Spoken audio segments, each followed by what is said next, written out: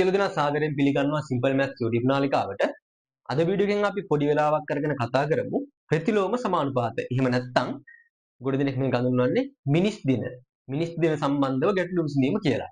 එතකොට මේ පාඩම අපිට ඉගෙන ගන්න තියෙන්නේ 10 ශ්‍රේණියේ පළවෙනි වාරයේ. හැබැයි මේකට 10 ශ්‍රේණියේ පළවෙනි වාරයේ, දෙවන වාරයේ, තුන්වන වාරයේ, 11 ශ්‍රේණියේ පළවෙනි වාරයේ, දෙවන වාරයේ, තුන්වන වාරයේ සාමාන්‍ය පෙළ. මෙන්න මේ කියන හැම විභාගයකටම අනිවාර්ය ප්‍රශ්නයක් ලැබෙනවා. ගොඩක් වෙලාවට මේකෙන් අපිට කෙටි ප්‍රශ්නයක් තමයි ලැබෙන්නේ. හැබැයි සමහර අවුරුදුවල ගණිතයේ එක ප්‍රශ්න පත්‍රයේ ව්‍යුහගත රචනා කොටසට භාග කියන ගැටලුවට අනුලෝම සමානුපාත සම්බන්ධ කරලා දීපු අවස්ථා තියෙනවා.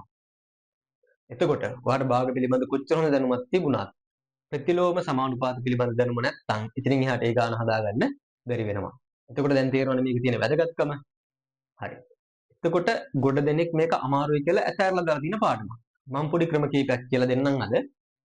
ප්‍රතිලෝම සමානුපාත ගානක් කොහොමද ලේසියෙන් විසඳගන්නේ කියලා. හරි. මුලින්ම බලමු ප්‍රතිලෝම සමානුපාතය කියලා කියන්නේ මොකක්ද කියලා. සමානුපාත කියලා කියන්නේ සමාන අනුපාත. ප්‍රතිලෝමයි කියලා කියන්නේ එක් රාශියක් වැඩි වෙනකොට අනිත් රාශිය අඩු වෙනවා නම්. එහෙම නැත්නම් එක් රාශියක් අඩු වෙනකොට අනිත් රාශිය වැඩි වෙනවා නම්. උදාහරණයක් බලන්න මොකක් හරි අපි හිතමු මොකක් හරි ගොඩනැගිල්ලක් ඉදි කරන්න තියෙනවා කියලා. මිනිස්සු 10 දෙනෙක් යොදාගත්තොත් එහෙනම් මේ ගොඩනැගිල්ල මාසයකින් ඉවර කරගන්න පුළුවන්. මිනිස්සු 20 දෙනෙක් යොදාගත්තොත් ඒ වගේ දෙගුණයක් යොදාගත්තොත් මේක ඊට අඩු කාලයකින් අපිට ඉවර කරගන්න පුළුවන් නේද? අන්න මිනිස්සු ගන්න වැඩි වෙනකොට වැඩේට ගත වන කාලය අඩු වෙනවා. ඒ වගේම අපි හිතමුකෝ මොකක් හරි ගමනක් තියෙනවා කියලා අපිට හිතමුකෝ කිලෝමීටර් 100ක ගමනක් අපිට තියෙනවා. අපි පැයට කිලෝමීටර් 50ක වේගයෙන් යනවා. ඒ ගමනම අපි පැයට කිලෝමීටර් 100ක වේගයෙන් යනවා. මොකද්ද වෙන්නේ? වැඩි වේගෙන් යනකොට අපිට ගමනට ගත වන කාලය අඩු වෙනවා. අන්න වේගය වැඩි වෙනකොට කාලය මොනවා වෙනවද? අඩු වෙනවා. අන්න ඔය වගේ දේවල් වලට කියනවා ප්‍රතිලෝම සමානුපාත කියලා. හරි. ඒක ප්‍රතිලෝම සමානුපාත ගණන් වල අපිට වැඩි තරමක්ම හම්බ වෙන්නේ මිනිස් දින ආශ්‍රිතව ගැටලු විසඳන්න. හරි. මම මුලින්ම කියන්නම් මොකද්ද මේ මිනිස් දිනයක් කියන්නේ කියලා. මිනිස් දිනයක් කියලා කියන්නේ වැඩක් නිම කිරීමට එක් මිනිසෙකුට ගත වන කාලය. එක් මිනිසෙකුට ගත වන කාලය තමයි මිනිස් දින කියලා කියන්නේ. අපි දෙමුකෝ මොකක් හරි ගොඩනැගිල්ලක් තියෙනවා. ඒ ගොඩනැගිල්ල හදන්න එක මිනිහෙක්ට දවස් 30ක් ගත වෙනවා. අන්න එහෙනම් අපි කියනවා මිනිස් දින 30ක වැඩ ප්‍රමාණයක් කියලා. හරි. මෙන්න මේ බලන්නකෝ. වැඩ ප්‍රමාණය මනින තව ඒකක තියෙනවා. හරි. ඔන්න බලන්න. වැඩ ප්‍රමාණය. මෙන්න මේ දේවල් ටික දැනගන්න ඕනේ. මම මේ කියන ක්‍රම පුරුදු වෙන්න නම් ඔයා මෙන්න මේ කියන දේවල් ටික අනිවාර්යෙන් දැනගන්න ඕනේ. වැඩ ප්‍රමාණය අපිට හොයාගන්න පුළුවන්. වැඩ ප්‍රමාණය කියලා කියන්නේ වැඩක් සම්පූර්ණය කිරීමට එක් මිනිසෙකුට ගත වන කාලය. ඒ වගේම වැඩ ප්‍රමාණය අපි හොයාගන්න පුළුවන්. මිනිස්සු ගණන දින ගණනින් ගුණ කරලා. මිනිසුන් ගන්න අදාළ දින ගණනින් ගුණ කරලත් අපිට වැඩ ප්‍රමාණය හොයාගන්න පුළුවන්. ඊට අමතරව මිනිසුන් ගණන පැය ගණනින් ගුණ කරලත් අපිට වැඩ ප්‍රමාණය හොයාගන්න පුළුවන්. මිනිසුන් ගන්න දින ගණනින් ගුණ කරාම අපිට එන්නේ මිනිස් දින ගණන. මිනිසුන් ගණන පැය ගණනින් ගුණ කරාම අපිට ලැබෙන්නේ මිනිස් පැය ගණන. එතකොට යන්ත්‍ර ගණන පැය ගණනින් ගුණ කරොත් අපිට ලැබෙන්නේ යන්ත්‍ර පැය. සමහර ගණන් තියෙනවා යන්ත්‍ර ආශ්‍රිත. එතකොට අපි ඒවා මනින්නේ යන්ත්‍ර පැය වලින්. ඔය කිව්වට ලොකුවට තේරෙන්නේ නැති වෙයි. අපි ගණන් වලින් බලමු මේක කොහොමද අපි ප්‍රායෝගිකව යොදාගන්නේ කියලා. හරි.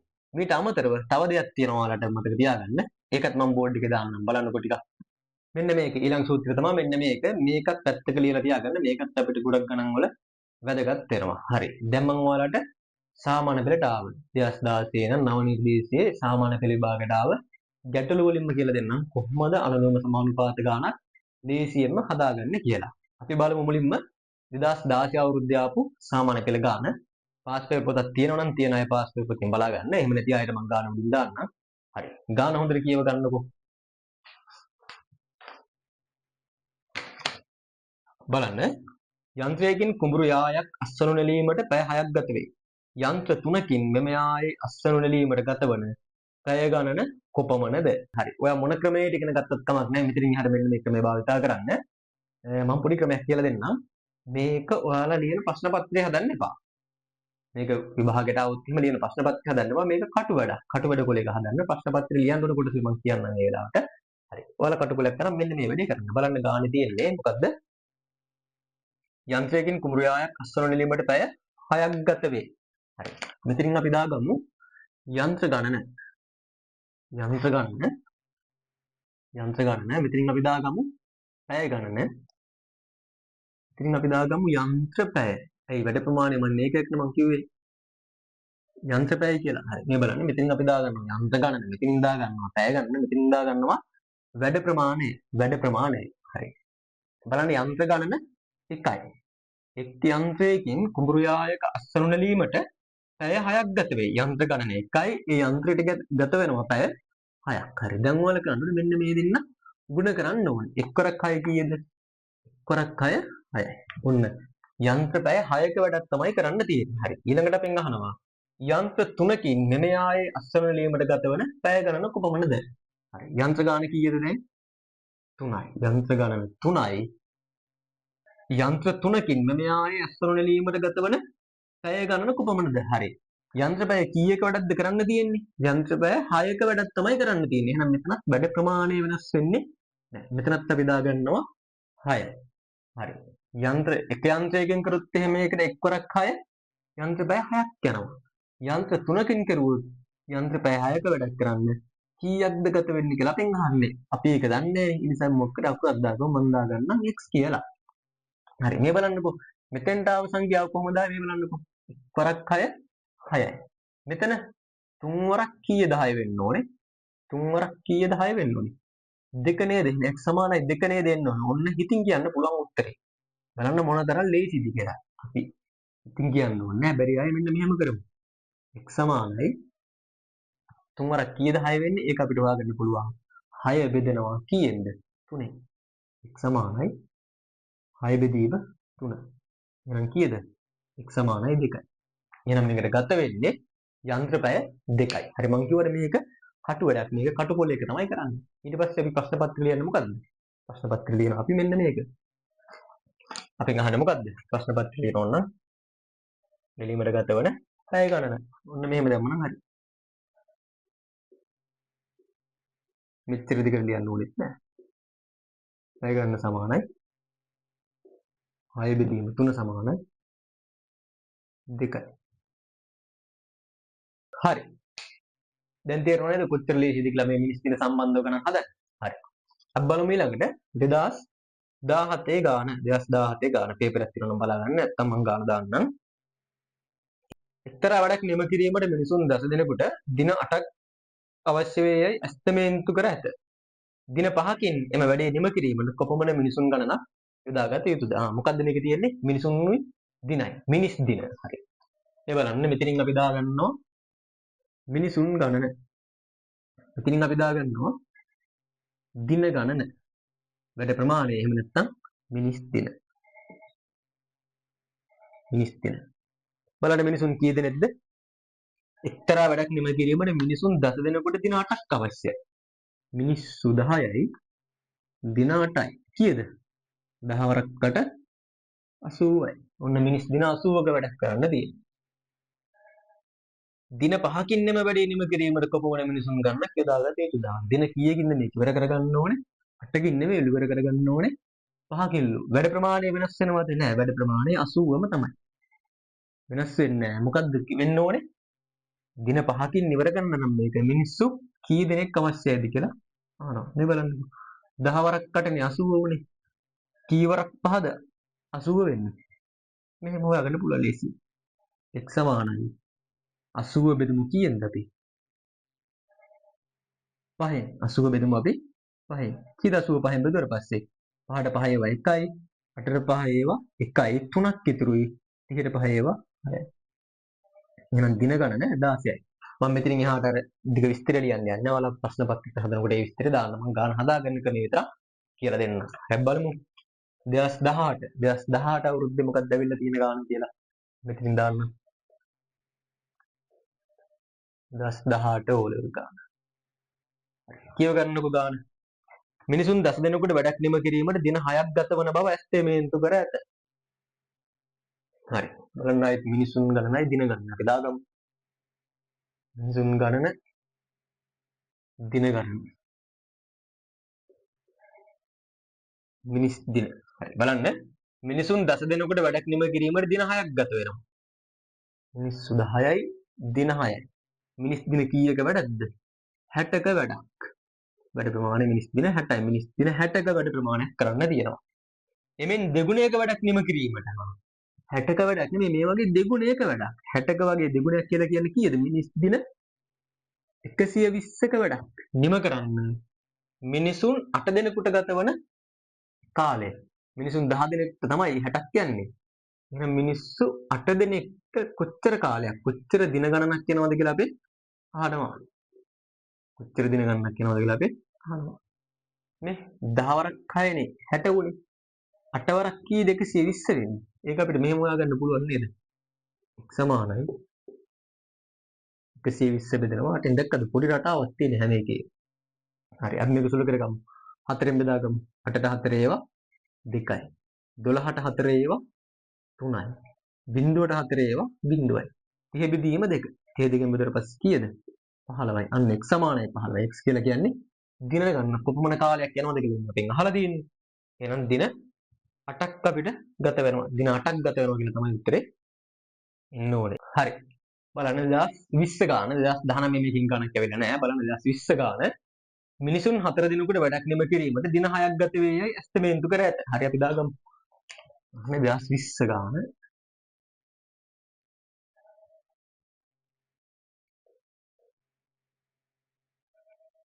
මිනිසුන් ගණනයි දින ගණනයි. මෙතන වැඩ ප්‍රමාණය. මිනිස් දින.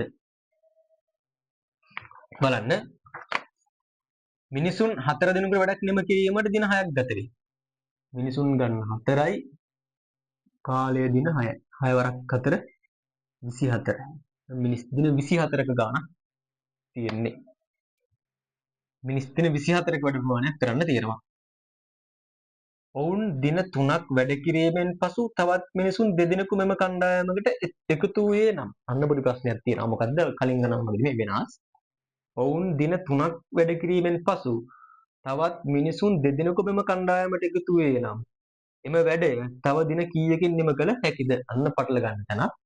දැන් ගොඩ දෙනෙක් මෙන්න මෙහෙම දානවා. තවත් මිනිස්සු දෙදෙනෙකු මේ කණ්ඩායමට එකතු වෙනවා කියලා කියනවනේ. එතකොට ගොඩක් කට්ටිය මෙන්න මෙහෙම දානවා. 4 දිමුත් දණ්ඩ දෙකක් එකතු කරලා 6 කියලා දානවා. මෙතන 24 කියලා දාලා දින ගාන ගන්නවා. වැරදි. එහෙම හදන්න බෑ. හේතුව මොකද්ද? බලන්නකො මෙතන මෙයාලා දවස් 3ක් වැඩ කරා කියලා කියනවා නේද? මේ බලන්න ඔවුන් දින 3ක් වැඩ කිරීමෙන් පසු තවත් මිනිසුන් දෙදෙනෙකු මෙම කණ්ඩායමට එකතු වුණාලු.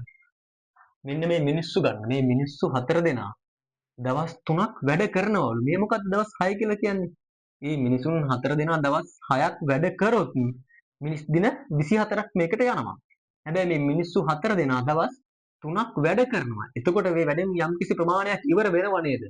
ඉවර වුණාට පස්සේ නේ තවත් මිනිස්සු මේකට එකතු වෙන්නේ. එහෙනම් අපි මේ නිම කරපු කොටස හොයාගමු. මෙන්න මේ බලන්නකෝ. මිනිසුන් 4 දෙනා දින 3ක් වැඩ කරනවා. එතකොට 4 වරක් 3 කීයද? 12යි. මේ තමයි නිම කරපු වැඩ ප්‍රමාණය. ඔන්න ලියා ගන්න. ඒක මේ තමයි නිම කළ කොටස. මොන යන්නේ මේ තමයි නිම කළ කොටස. හරි. බලන්නකෝ. මිනිස් දින 24ක වැඩක් තිබුණා. 12ක ප්‍රමාණයක් ඉවර කරගත්තා. තව කීයක වැඩ ප්‍රමාණයක් කරන්න ඉතුරුලා තියෙනවද? 24ක් තිබුණ තැනින් 12ක් කරලා ඉවර කරා. තව 12ක වැඩ ප්‍රමාණයක් කරන්න ඉතුරු වෙලා තියෙනවා නේද? තව 12ක වැඩ ප්‍රමාණයක් කරන්න ඉතුරුලා තියෙනවනේ.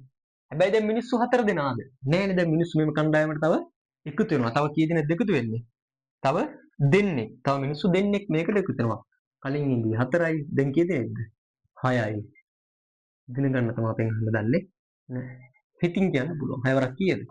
6 වරක් 2 තමයි 12 වෙන්නේ. ඒක අපිට මෙන්න මෙහෙම ගන්න පුළුවන්. x සමානයි 12 බෙදෙනවා 6. කීයද උත්තරේ? 2යි. හරි.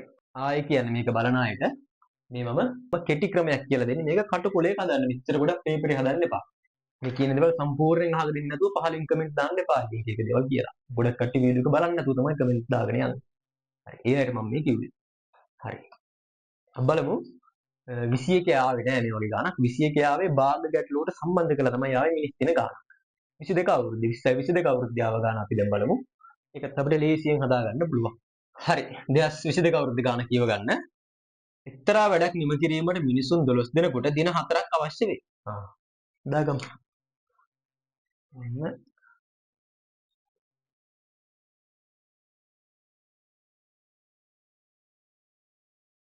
එක්තරා වැඩක් නිම කිරීමට මෙතන මම දාගන්න මිනිසුන් ගන්න, මෙතන දින ගන්න, මෙතන මිනිස් දින. බලන්න. එක්තරා වැඩක් නිම කිරීමට මිනිසුන් 12 දෙනෙකුට දින 4ක් අවශ්‍ය වේ. මිනිස්සු 12යි. දින 4යි. කීයක වැඩ ප්‍රමාණයද? 12 4ක් 48ක මිනිස් දින 48ක වැඩ ප්‍රමාණයක් කරන්න තියෙනවා කියලා ඇස්තිමේන්තු කරලා තියෙනවා. ඇස්තිමේන්තු කර ඇත. එම වැඩේ දින 3කදී නිම කිරීමට මිනිසුන් කී දෙනෙකු අවශ්‍ය වේද? මේ වැඩේමයි වෙනස් වෙන්නේ නැහැ. 48 දින 3කදී කරන්න මිනිස්සු කී දෙනෙක් අවශ්‍යද කියලා අහනවා. හිතින් කියන්න පුළුවන්. බලන්න. x සමානයි කොහොමද හොයාගන්නේ? 48 බෙදමු 3යි.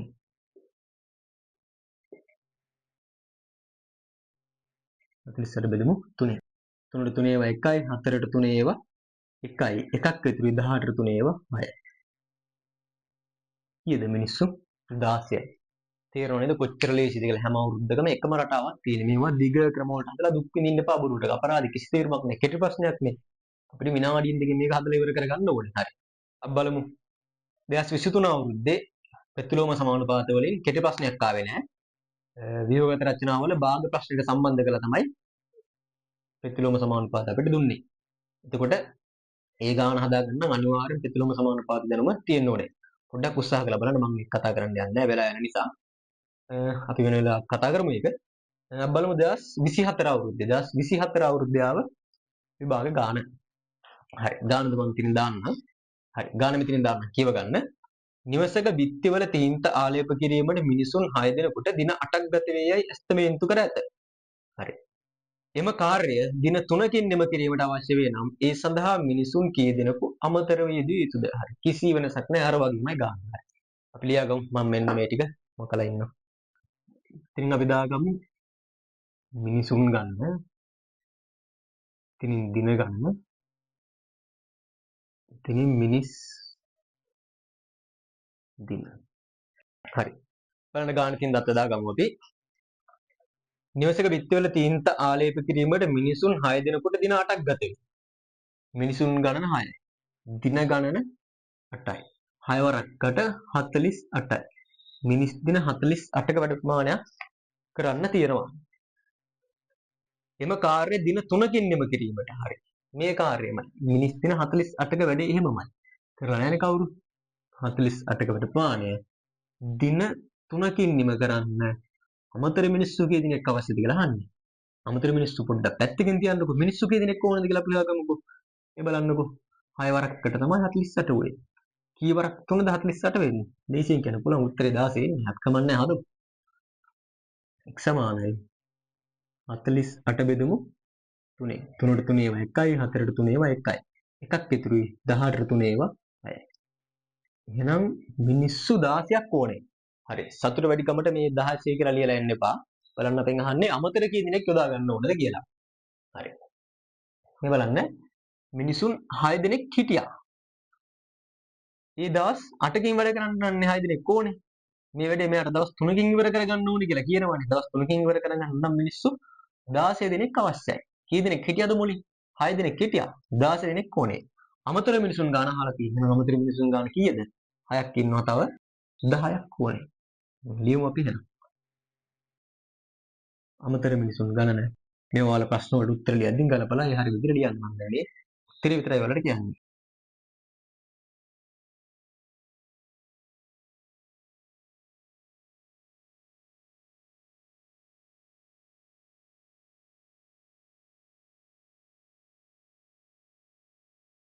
දාසින් අඩු කරමු 6ක් 10යි. හරි. ඔන්න එහෙනම් අපි ප්‍රතිලෝම සමානුපාත වලින් ආව. එහෙම නැත්නම් මිනිස් දින වලින් ආව නව නිර්දේශය ආපු සියලුම ගැටලු සාකච්ඡා කරලා අවසන් කරා. මොකක් හරි ප්‍රශ්නයක් තිබුණොත් අනිවාර්යෙන් පහලින් කමෙන්ට් එකක් දාන්න. ඒකට උත්තර අනිවාර්යෙන් දෙනවා. ඊට අමතරව අපේ WhatsApp channel එක තියෙනවා. ඒකට සම්බන්ධ වෙන්න කියලා ආරාධනා කරනවා. මම හිතනවා අද පාඩම වලට හොඳට තේරෙන්නේ නැති කියලා. එහෙනම් අපි මේ වගේ තව වීඩියෝ එකකින් හම්බෙමු. සියලු දෙනාට ආයුබෝවන්.